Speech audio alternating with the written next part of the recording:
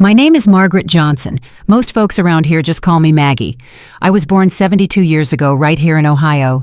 I've lived long enough to see this little town change from cornfields and dirt roads into highways and Walmarts, but in many ways, it's still the same. I live in the same farmhouse my late husband Robert bought nearly 50 years ago. It sits about 3 miles out of town with a wide front porch and a swing that creaks every time I sit down. The paint is peeling, the roof leaks when it rains too hard, but it's home. It's the place where my son grew up, where we carved pumpkins on Halloween and roasted turkeys on Thanksgiving. Robert was a steady man, worked hard, saved every dollar, invested smart. He built a small trucking company that grew bigger than anyone expected. When he passed 2 years ago, the lawyers told me everything we built together was now mine. $45 million. It sounded unreal. I had to hear it 3 times before it sank in. 45 million. Me, an old farm wife who still buys coffee refills at McDonald's for $1. People think that kind of money changes everything. But the truth, it doesn't change the way the morning sun hits the kitchen window, or the way laundry smells when it dries on the line. At first I thought nothing would change. I thought family was family. My son David and his wife Linda lived just 10 miles down the road. They started coming by more often, bringing casseroles, offering to mow the yard, fix a loose fence post. It felt sweet, like maybe Robert's passing brought us closer together. I remember one Sunday afternoon, Linda showed up with a pumpkin pie.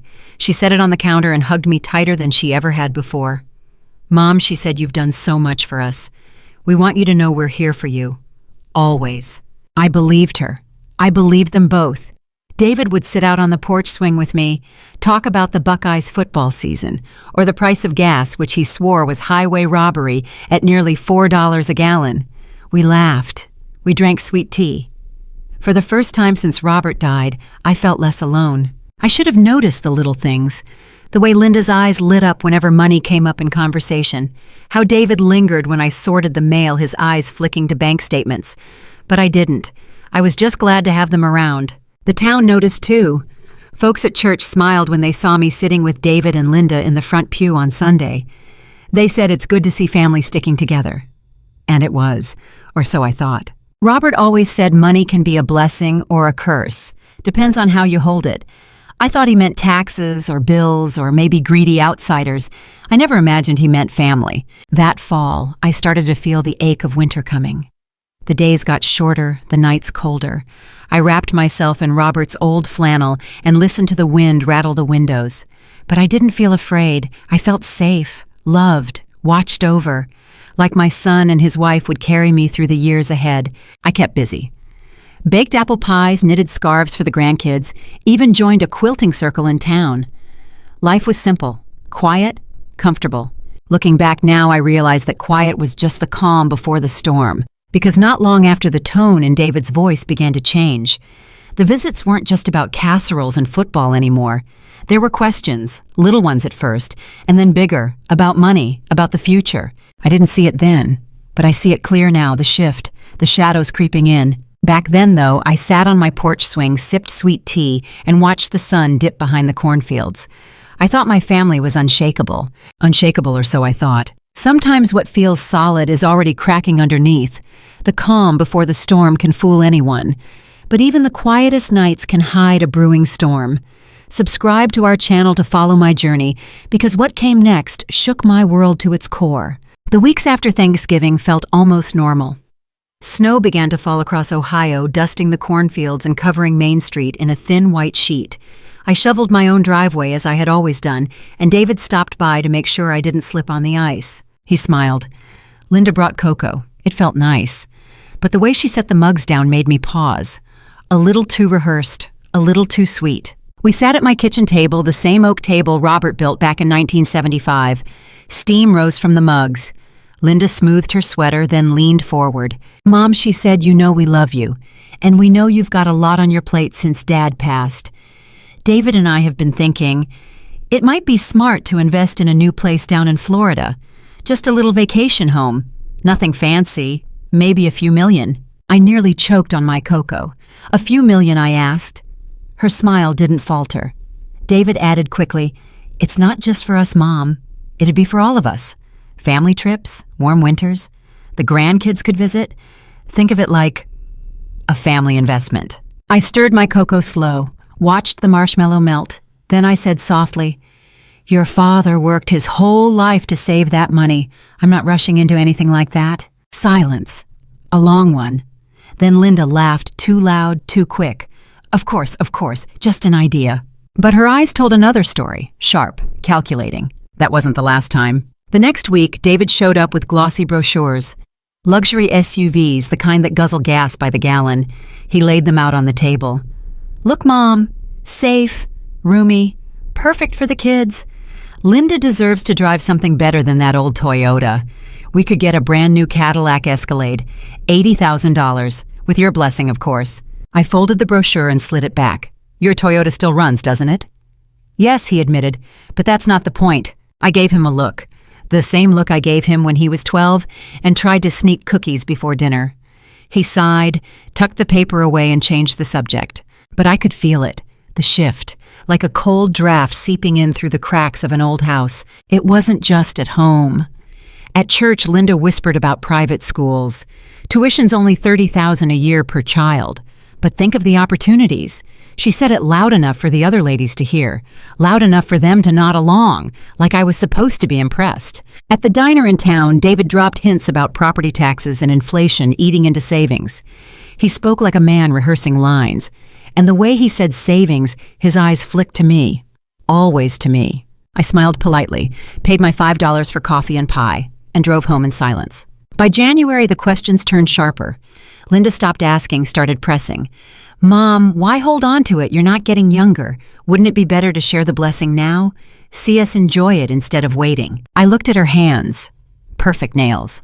A diamond bigger than my mother's ring. She never once reached across the table to hold mine. "Linda," I said gently, "I appreciate your thoughts. But this isn't just money. It's Robert's legacy. It has to be handled carefully." Her smile thinned, her voice sharpened. Carefully or selfishly. The words hit me like a slap. Selfish. Me who spent 40 years raising her husband's son, cooking meals, sewing costumes, watching ball games in the rain. Selfish. One night David stayed late. The kids had gone home with Linda and it was just us on the porch swing. The wood creaked under our weight. Snowflakes drifted in the glow of the porch light. He cleared his throat. "Mom," he said, "I don't want to fight. But you're 72. You've got more money than you can ever spend. Don't you think it makes sense to pass some down now?" I looked at him. At the boy I raised. The boy who once scraped his knee riding a bike down Maple Street and cried for me. Now a man talking about millions like pocket change. "David," I whispered, "your father trusted me, and I'm going to honor that trust. Please don't push me." His jaw tightened. His eyes, once soft, turned hard. He stood. Snow crunched under his boots as he walked to his truck. He didn't hug me goodnight, didn't even look back. After that, the air changed. Every visit felt less like family, more like a transaction. Every smile felt like a mask. Neighbors noticed. At church, people whispered. "Did you hear David's asking about money again?" I heard them. I pretended not to. But deep down, I knew something had shifted. The ground beneath my feet wasn't steady anymore. One evening, I sat at the kitchen table alone. The house creaked in the cold. Robert's chair sat empty. I stared at the bank statement in my hand. $45 million, numbers on a page, a blessing or a curse. I folded it carefully, slipped it back in the drawer. Then I whispered into the quiet, "Lord, give me strength," because I could feel it. The storm was coming, and it was coming from inside my own family. Thanksgiving has always been my favorite holiday. Not because of the food, though. I do love a good turkey and a slice of pumpkin pie. It's the togetherness, the warmth, the sound of laughter filling the house. That year, I set the table just like Robert used to. The good china, the heavy silverware we bought from a Sears catalog in 1972. I roasted a 20-pound turkey stuffed with sage and cornbread. The smell filled every corner of the house. David carved the meat. Linda arranged the sides, mashed potatoes with too much butter, cranberry sauce from a can, green bean casserole. Everything looked perfect. But the air didn't feel perfect. It felt heavy, like a storm cloud hovering just above our heads. Dinner started pleasant enough. We bowed our heads, said grace, and dug in. The grandkids chattered about football, their mouths full of rolls. I smiled, letting the sound wash over me. Then Linda set her fork down. The clink echoed louder than it should have. She cleared her throat, smiled at everyone, and then looked at me. "Mom," she said sweetly, "we've been thinking a lot about the future. It doesn't make sense for you to handle everything alone, not with all the money involved. Wouldn't it be smarter to let David manage it now? He's strong. He understands investments. It would take the pressure off you." I froze fork in midair. The table went quiet. Even the kids noticed. I forced a smile. "Linda, I appreciate your concern, but I'm doing just fine. The bills are paid. The house is standing. There's no pressure." Her smile thinned. Her voice sharpened. "Mom, you don't see it. You're getting older. This is about protecting the family." David jumped in. "Mom, listen. I know it feels like we're pushing, but you're 72. You forget things sometimes. You left the oven on last month." I set my fork down. I turned it off David. "You saw me," maybe he muttered. "But what about the checkbook you mixed up numbers last week?" I felt my cheeks burn. Yes, I wrote the wrong line, but I corrected it. Everyone makes mistakes. Linda leaned closer, her tone cutting. "Mistakes with $45 million aren't just mistakes. They're dangerous. You could lose everything." The room felt colder. The kids stared at their plates. The mashed potatoes turned heavy in my mouth. I tried to stay calm. Robert trusted me with this. I've handled money my whole life, paid bills, kept records. I'm not helpless. David's jaw tightened. "Mom, it's not about helpless. It's about responsibility. Why not let me take care of it? You'd still live here. Nothing would change." I shook my head slowly. "Everything would change, David. Don't you see, if I sign over control, I'm no longer me. I'm just a name on a door. I won't do it. Won't do." Linda's fork scraped her plate. Her eyes flashed. "So you'd rather hoard it, sit on millions while your family struggles. Do you even love us?" The words sliced through me. "Do you even love us?" As if love could be measured in dollars. The turkey grew cold. The laughter never returned. Instead, the table filled with sharp voices and heavy silence. I excused myself, walked to the kitchen, and leaned on the counter. My hands shook. I could hear them whispering in the dining room, words like stubborn, selfish, not fit. Tears stung my eyes. I pressed my palms flat against the cool countertop, tried to steady my breath. Later that night, after everyone left, I stood alone in the living room. The house felt hollow. The pumpkin pie sat untouched. The TV hummed quietly, playing a football game no one watched. I noticed David's phone on the table. He must have forgotten it. The screen lit up with a message. "Ready to move forward. We can start the paperwork next week." My heart dropped. My hands trembled. I set the phone down like it was burning me. "Paperwork? What paperwork?" I stared at the dark window, my reflection faint against the glass. For the first time in my life, I felt like an outsider in my own family. The next Sunday at church, the whispers began. "Poor Maggie. She's not what she used to be. She's losing it, you know. David says she forgets things." I forced a smile, sat in the pew, sang the hymns, but inside I was breaking. Even the pastor looked at me with pity in his eyes, as if I'd already become the fragile old woman they painted me to be. That night, I sat on the porch swing, wrapped in Robert's flannel. The stars glittered above the cornfields. The wind carried the smell of wood smoke from a mile away. I closed my eyes, listened to the creak of the swing, and I whispered, "Lord, please help me. I don't know what's happening to my family." After that Thanksgiving dinner, things were never the same. The phone calls slowed, then stopped. Text messages went unanswered. And when I tried to visit Linda, met me at the door, arms crossed, saying the kids were too busy with homework. I drove home alone, snow crunching under the tires, my hands gripping the wheel too tight. At first I told myself it was just a phase. Families argue, they cool off, they come back together. But a week turned into 2, then a month. By Christmas, my house was quiet. No tree glittering in the corner, no grandkids tearing into wrapping paper, no David bringing in logs for the fireplace. Just me, and Robert's old chair sitting empty across from mine. It wasn't just the silence, it was the whispers. At church, people looked at me sideways. I'd catch pieces of conversation. "She's not all there anymore. Poor Maggie losing her mind. David says she forgets her own birthday." I wanted to scream. I wanted to stand on the pew and shout, "I remember everything." But instead, I bowed my head, sang the hymns, and swallowed the shame. Linda was clever. She posted on Facebook photos of the grandkids with captions like, "Spending time with the kids." "Grandma couldn't make it. She's not well these days." People commented sending prayers. "So sorry to hear. She was always such a sweet woman." I sat on my porch swing phone, glowing in my hands, reading words that felt like an obituary for someone still alive. The hardest part was the kids. I'd drive 10 miles to their school just to see them run out at the end of the day. But Linda was always there first. She'd spot me, hurry them into the car, and drive off before I could wave. One afternoon, my youngest grandson, 7 years old, saw me across the parking lot. He yelled, "Grandma!" His voice cut through the air like sunlight, but Linda grabbed his hand, pulled him into the SUV, and slammed the door. The sound echoed in my chest long after they drove away. Neighbors stopped dropping by. The Johnson house became the crazy old widow's place, the one with curtains drawn and weeds creeping through the snow. Even the ladies from my quilting circle stopped calling. I was no longer Maggie. I was a rumor, a cautionary tale. One night I drove to Walmart just to feel human.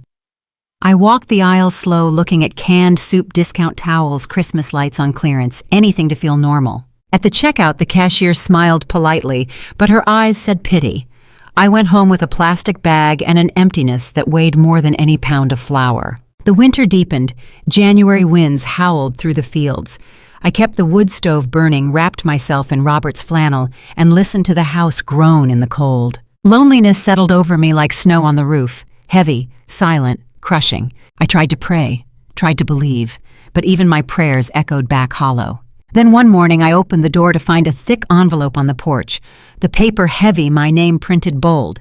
Inside, a letter from the court. David and Linda were taking things further. The envelope felt heavier than it should have.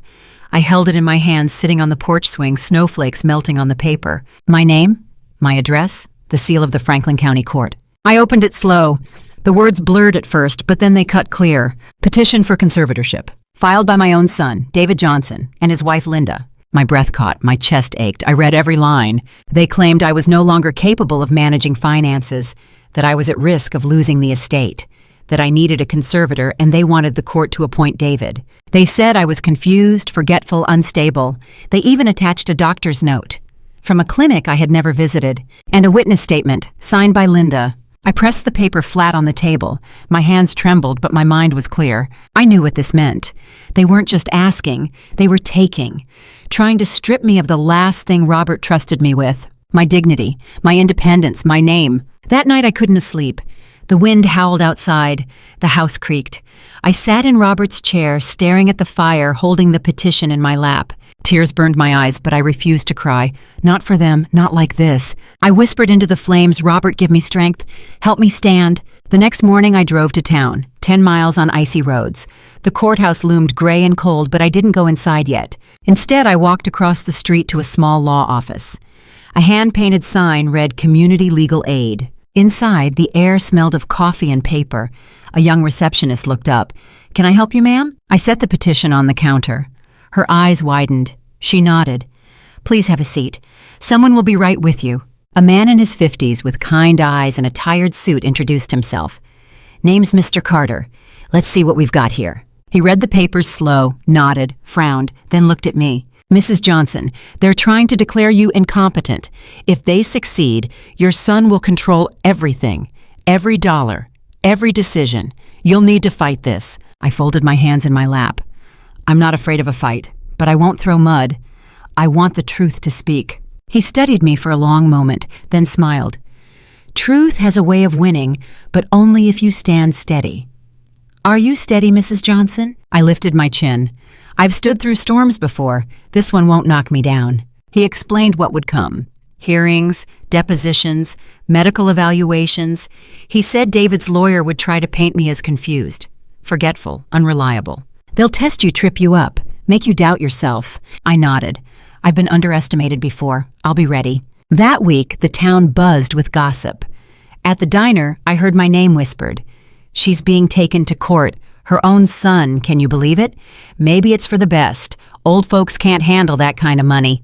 I sipped my black coffee, listened to the hum of voices, and reminded myself not all whispers mattered. One evening, I gathered my papers at home, old bank statements, receipts, property deeds, every dollar Robert and I had ever earned written down in black and white. I stacked them neat, tied them with a rubber band, held them like armor. This wasn't just money. This was our life, our sweat, our years. I would not let them rewrite it. Still, there were nights I felt weak, nights when the house pressed too heavy. I'd stand at the window, watch headlights pass on the highway 2 miles away, and wonder if I'd made a mistake. But then I remembered Robert's words. "Money can be a curse if you let it blind you, but it can also show you who people really are." Now I knew. The court date came in February. Snow piled high on the courthouse steps. I walked in slow, my cane tapping steady. Reporters waited outside. "Mrs. Johnson, do you have a comment?" I kept my eyes forward. No comment. Inside, the benches creaked. The judge sat high above. David and Linda across the aisle, dressed sharp, their lawyer slick and smiling. David avoided my eyes. Linda didn't. Her stare was sharp, almost triumphant. I gripped my papers tighter, sat tall, waited. Because deep down I knew what was coming. They would bring witnesses, they would show videos, they would twist every word I said. And if I stumbled even once, they'd use it to chain me. But I also knew something else. I was not alone. Somewhere out there, the truth was waiting, and truth always has a way of finding its voice. The courthouse smelled of old wood and cold stone. Every step echoed as I walked down the hall. Reporters lined the steps outside, cameras, flashing voices calling my name. "Mrs. Johnson, are you afraid of losing your fortune? Did your son really say you're incompetent?" I kept my eyes forward. I held my papers close. The cane tapped steady on the tile. Inside, the courtroom felt colder than the snow outside. Rows of wooden benches, a high ceiling, the flag of Ohio hanging behind the judge's chair. I sat with Mr. Carter at my side, my hands folded in my lap. Across the aisle, David and Linda, dressed sharp. David in a navy suit, Linda in pearls that caught the light. Their lawyer stood tall, slick hair, expensive shoes, a smile that never reached his eyes. "All rise," the bailiff called. The judge entered. A man in his 60s, stern but not unkind. He adjusted his glasses, looked over the room, then nodded for us to sit. The proceedings began. David's lawyer was smooth. He painted me as fragile, confused, unable to manage the weight of $45 million. He spoke of risk, neglect, decline. Then he presented the first piece of evidence, a medical note, typed neatly, stamped with a clinic name I'd never stepped foot in. It claimed I showed signs of memory loss, that I couldn't recall dates or numbers, that I was likely in cognitive decline. I wanted to shout, but I stayed silent. My heart pounded. Mr. Carter whispered, "Stay calm, we'll respond later." Then came the video, a shaky recording of me fumbling with my checkbook, my voice faint. I can't remember. Wait, was it this line or that one? Edited, cut, twisted. The screen froze on my confused face. David's lawyer turned to the judge. "Your Honor, this is clear evidence that Mrs. Johnson cannot handle her financial responsibilities." Gasps rippled through the courtroom. I gripped the bench. Heat rushed to my cheeks. Yes, I stumbled once, but they'd turned it into proof. Linda took the stand next, her voice syrupy sweet. She dabbed her eyes with a tissue. "Your Honor, we love Mom dearly, but she's not the same. She leaves the oven on. She forgets birthdays. She confuses the grandkids' names. We just want to protect her, protect the family." I clenched my fists. The lies rolled off her tongue like honey dripping poison. The judge scribbled notes. The jury shifted uncomfortably. Finally, David stood. My son. The boy I raised. The man I loved. His voice cracked, but his words were sharp. "Mom doesn't understand what she's doing anymore. She thinks she's fine, but she isn't. I'm scared she'll be taken advantage of, that she'll lose everything Dad worked for. We're only asking for the chance to protect her." I stared at him, begging for his eyes to meet mine, for even a flicker of doubt. But he never looked at me. The courtroom buzzed. Whispers filled the air. Reporters scribbled notes. Cameras clicked. The judge leaned forward. "Mrs. Johnson, do you wish to respond?" My throat was dry. My hands shook. But I stood. I gripped my cane tight. "Your Honor," I said, "I am 72 years old. I may forget a date, a number, a grocery list. But I know who I am. I know what I have. And I know my son is trying to take it away." Gasps again. The judge banged his gavel. "Order." Mr. Carter rose ready to defend me. But I saw it in the judge's eyes, the weight of their evidence, the sway of their words, the scales tipping. For the first time, fear wrapped its cold hand around me. What if I lost? What if they stripped me of everything? Not just the money, my freedom, my voice. The lawyer for David smiled. "Your Honor, I believe the case is clear. Mrs. Johnson is no longer competent.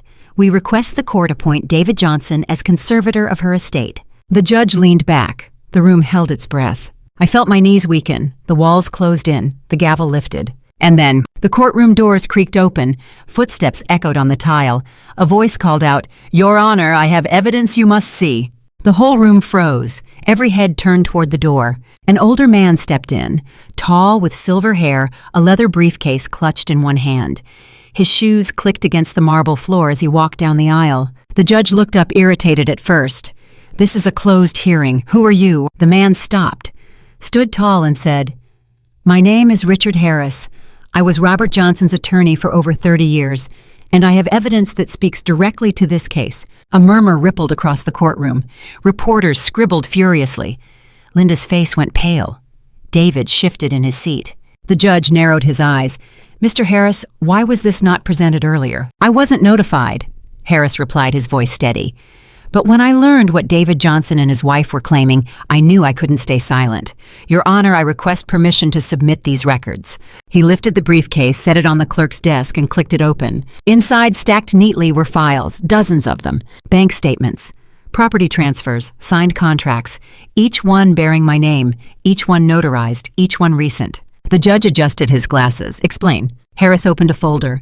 "Your Honor, this is a notarized contract signed by Mrs. Johnson less than 6 months ago. She negotiated terms, asked clear questions, and verified details on her own. I was present. She was sharp, competent, and entirely capable." He flipped to another file. "This is a bank authorization form. Mrs. Johnson approved a wire transfer of $500,000 for property maintenance. The bank required a cognitive check. She passed it easily." Gasps spread again. The courtroom leaned forward. David's lawyer jumped up. "Objection. This is irrelevant. We are here to assess her current condition, not past actions." The judge raised a hand. "Overruled. These documents are less than a year old. They are relevant." Mr. Harris continued, "Your Honor, I've known Mrs. Johnson for decades. I've sat across from her countless times. I've watched her question numbers, challenge terms, and refuse deals that didn't feel right. Does that sound like incompetence to you?" Linda's hand shook as she gripped her tissue. Her lawyer leaned in, whispering frantically. David stared at the table, his jaw clenched tight. The judge looked at me. "Mrs. Johnson, do you confirm these signatures are yours?" I rose slowly, leaning on my cane. "Yes, Your Honor. Every one of them. I remember signing them. I remember what they meant. I am not incompetent. I am not confused. I am my husband's wife, and I am the steward of his work, and I will not be erased." The courtroom erupted. Reporters whispered into recorders. The judge banged his gavel. "Order, order." Mr. Harris wasn't finished. He pulled out one last envelope.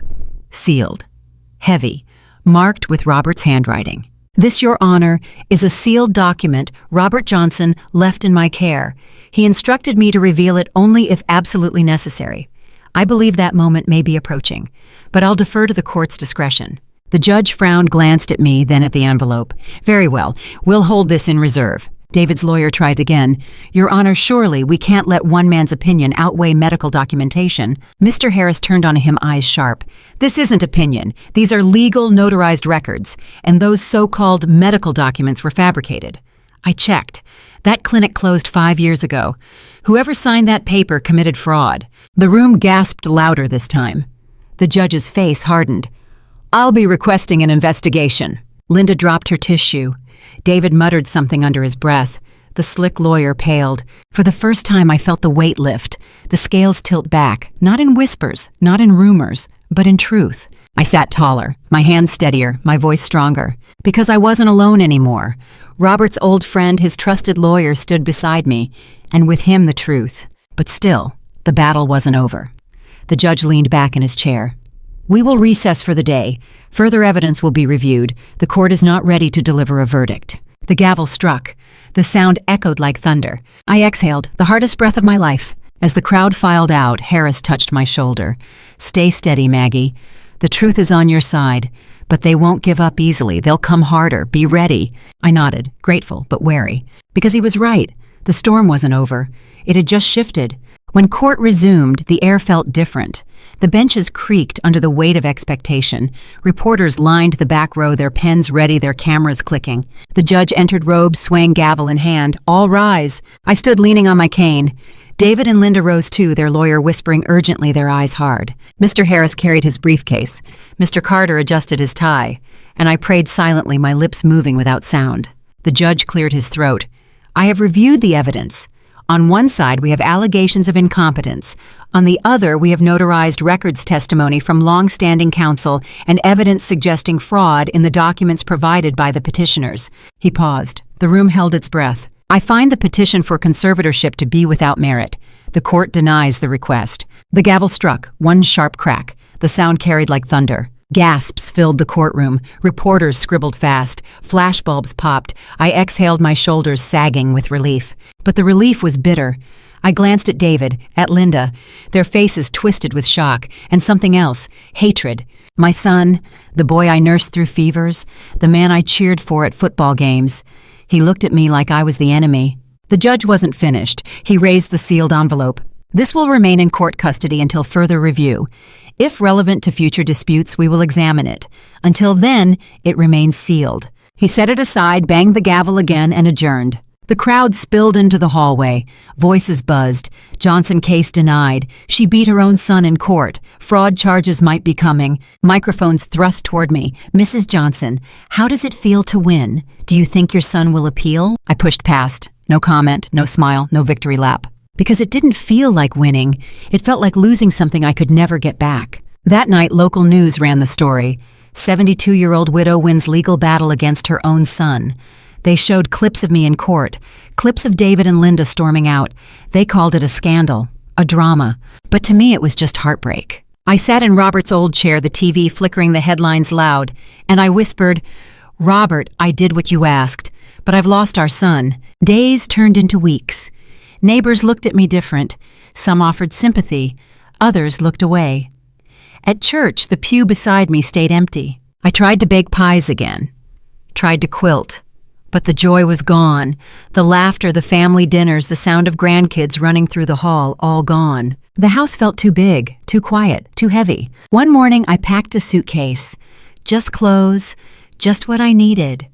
I walked through the rooms one last time, touched the dining table, the worn banister, Robert's chair. Then I locked the door, slid the key into an envelope, and mailed it to Mr. Carter.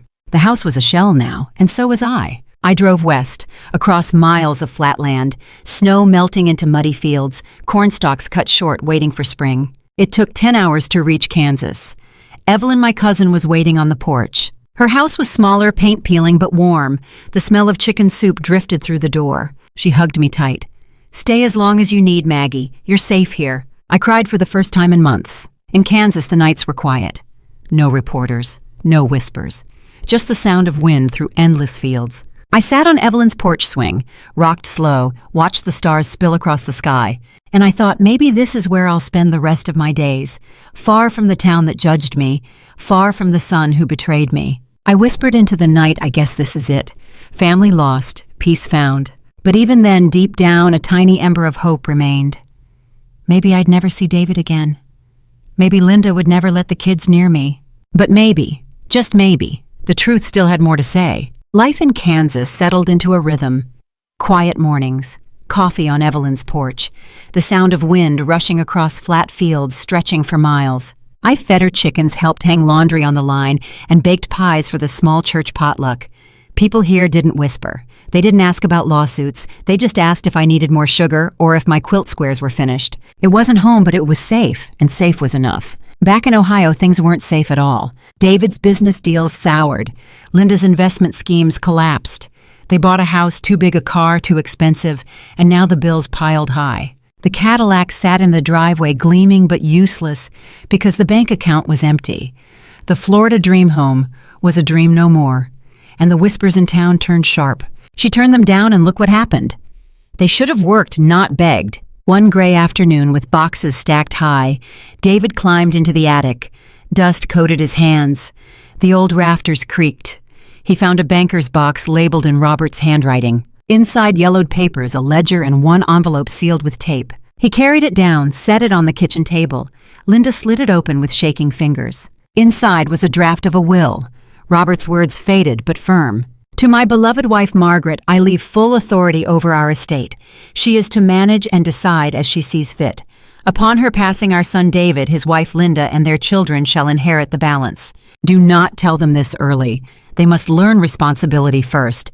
They must not see money as an entitlement, but as a trust." Tucked behind it was a letter. Robert's handwriting again. David, if you are reading this, it means your mother has endured trials. I prayed you would spare her. Greed destroys faster than fire. Do not let it consume you. Love her. Trust her. She has always loved you more than money. The letter slipped from David's hands. He covered his face. His shoulders shook. Linda read it once, then again. Tears streaked her cheeks. We tried to take from her, she whispered. All this time she was planning to give it to us anyway. David slammed his fist on the table. What have we done? We dragged her into court. We humiliated her. And Dad told us not to. Silence filled the room.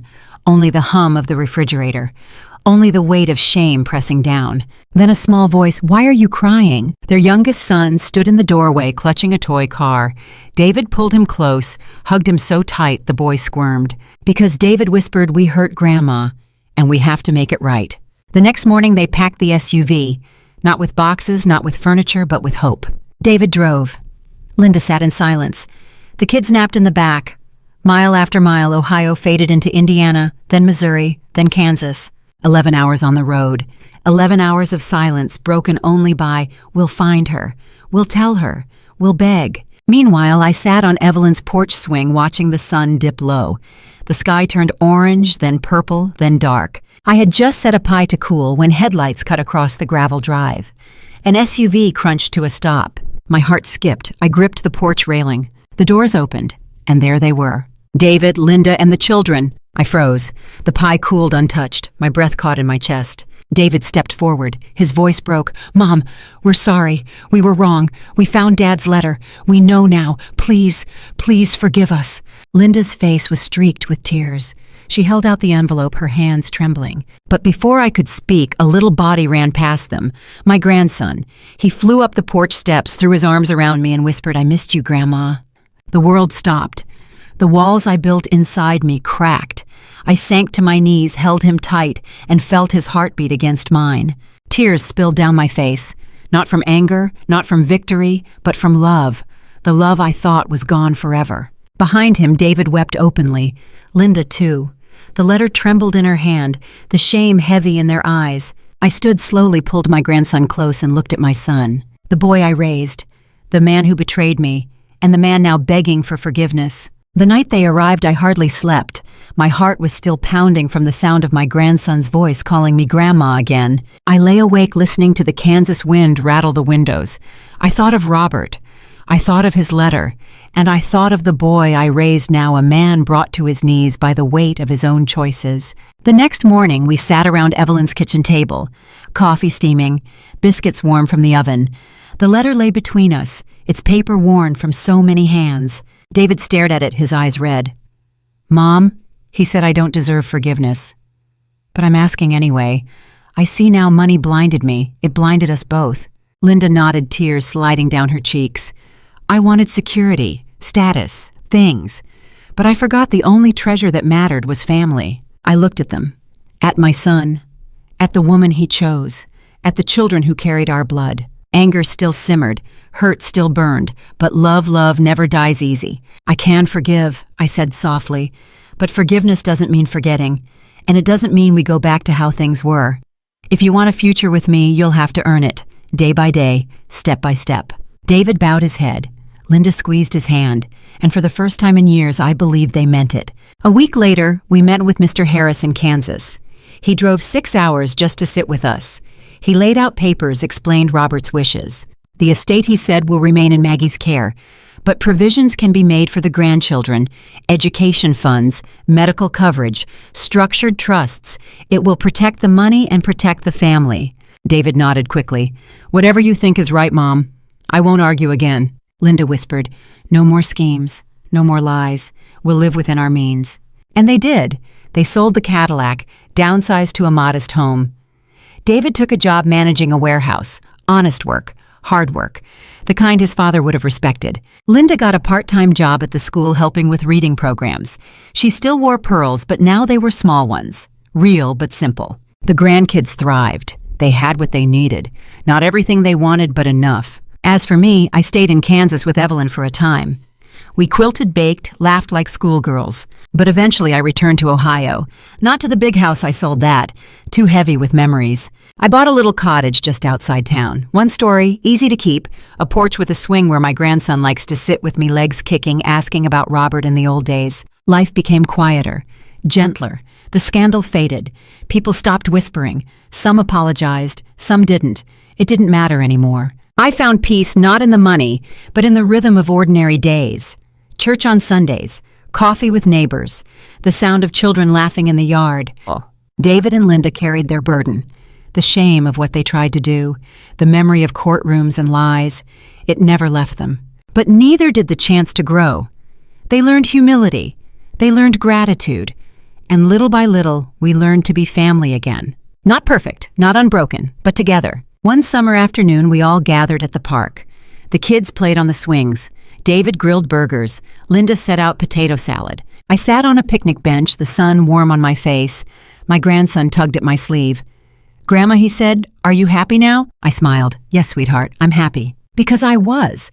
Not because of $45 million, not because of the verdict in court, but because for the first time in a long time I wasn't alone. Looking back, I see the lesson clear. Money can tear families apart. It can blind. It can poison. But it can also reveal truth. And truth, painful as it is, can open the door to forgiveness. Thank you for listening to my story. If it touched you, share your thoughts in the comments. And don't forget, subscribe to our channel so you won't miss more true family dramas just like mine. Because sometimes the hardest stories to tell are the ones that matter most. Betrayal hurts deepest when it wears the face of your child. Justice can punish the lies, but only love can heal the wound. Forgiveness doesn't erase the past, but it can light the path forward. And so I leave you with this question. If you had to choose between protecting money and protecting family, which would you choose?